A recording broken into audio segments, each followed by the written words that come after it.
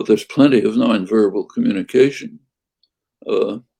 Facial gestures, the clothes we wear, the way we walk, everything we do communicates something about ourselves and is intended that way.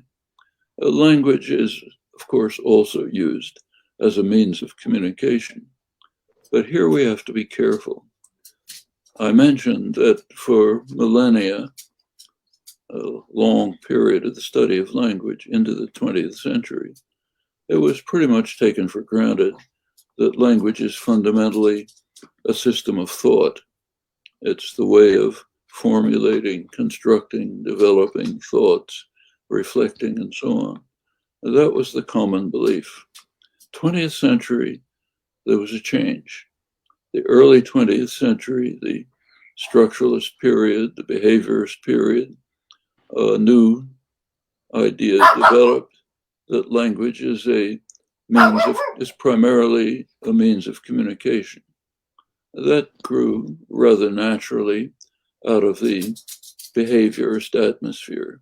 You study phenomena, behavior, control of behavior, and so on. But it's worth remembering that that was a very sharp break from the tradition. And in my opinion, the tradition was correct, and the break is a mistake. Language is, of course, used for communication, as is just about everything else we do, but it's not, its fundamental design is actually as a system of thought. And if you think about our own use of language, almost none of it is for communication.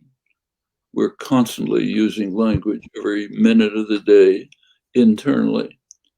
You can't go a second without doing what we informally call talking to yourself. And talking to yourself is misleading because the things that are coming to your mind consciously are not the internal language. They're the external language, which is very different from the internal language.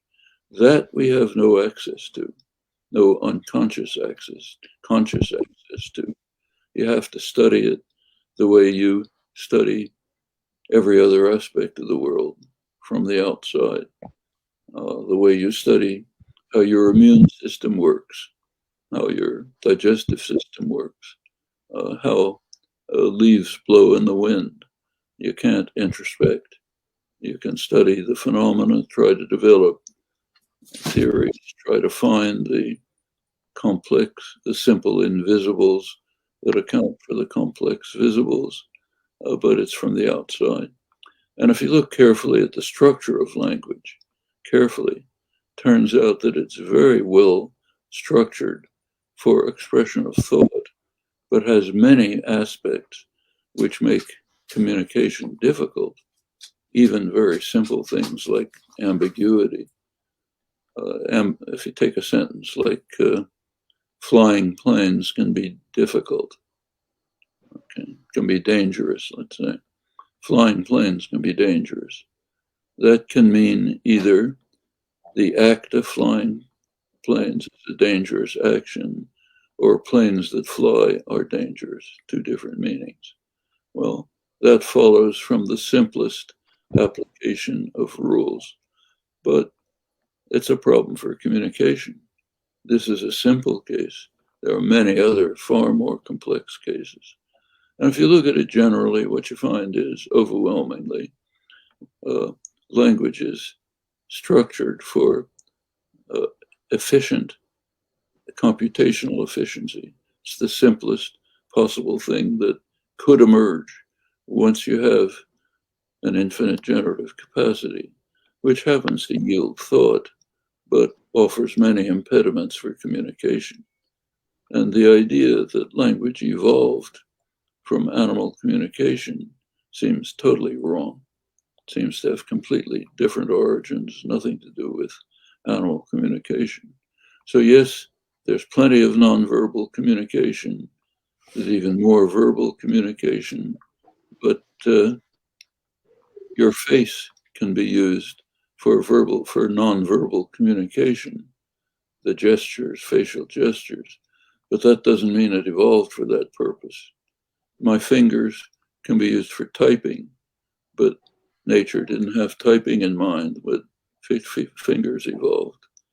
You can use all sorts of things, but if you're looking at the actual way that the systems of the biological world developed, it's not because of the functions they serve.